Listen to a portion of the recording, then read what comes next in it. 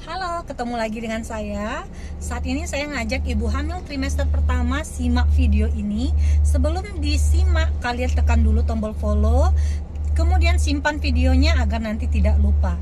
Pada ibu-ibu yang trimester pertama, apa aja sih makanan yang perlu kita hindari? Jadi kebetulan saya juga sudah melewati trimester pertama. Nah, jadi buat bunda-bunda yang sekarang itu lagi hamil, terutama di TM1, itu yang harus kita hindari yang pertama itu makanan yang mentah. Jadi kalau di kehamilan itu hindari makanan yang mentah atau makanan yang setengah matang. Contoh, kita kan kalau sebelum hamil itu sering ya mengkonsumsi misalnya telur setengah matang atau misalnya kayak sushi atau yang lainnya. Nah, itu sebenarnya dihindari terlebih dahulu. Kita boleh makan telur, boleh makan ikan itu, asalkan proses produksinya atau proses pengolahannya kita pastikan itu matang sempurna. Karena kalau nggak matang itu nanti ada bakteri toksonya yang bisa memicu terjadinya keguguran kepada ibu hamil.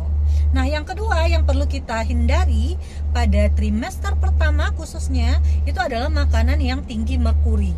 Jadi makanan yang tinggi merkuri itu buat bunda-bunda semua sebagusnya dihindari terlebih dahulu.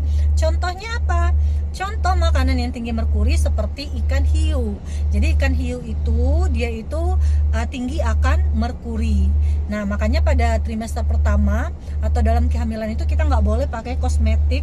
Jadi kita harus benar-benar memperhatikan kosmetik, jangan sampai ada yang mengandung merkuri. Karena itu bisa menembus plasenta sehingga nanti bisa menyebabkan keguguran atau menyebabkan gangguan pada perkembangan janin. Sehingga nanti bisa menyebabkan janinnya lahir cacat atau bagaimana ya. Kemudian yang ketiga adalah jangan konsumsi makanan yang pedas berlebihan atau yang terlalu asam. Kenapa? Karena bunda-bunda di trimester pertama itu kan kita kadar HCG-nya tinggi ya. Jadi kadar HCG pada ibu hamil trimester pertama yang tinggi itu bisa memicu terjadinya mual muntah. Jadi kalau kita mengkonsumsi makanan yang pedas, kemudian makanan yang asam, nah itu bisa memperberat keluhan mual muntah yang kita alami. Nah, kemudian juga bisa meningkatkan asam lambung sehingga memperparah mual dan muntah bunda-bunda semua.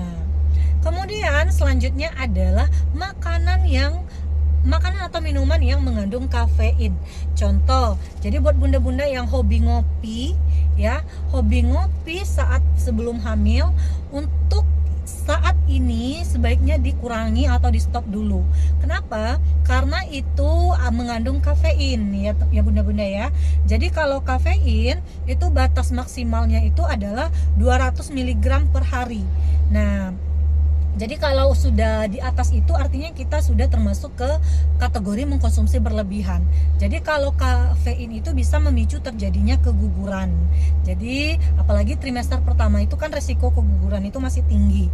Nah, sebaiknya bunda-bunda stop dulu, oke? Kemudian selanjutnya adalah makanan yang kurang higienis.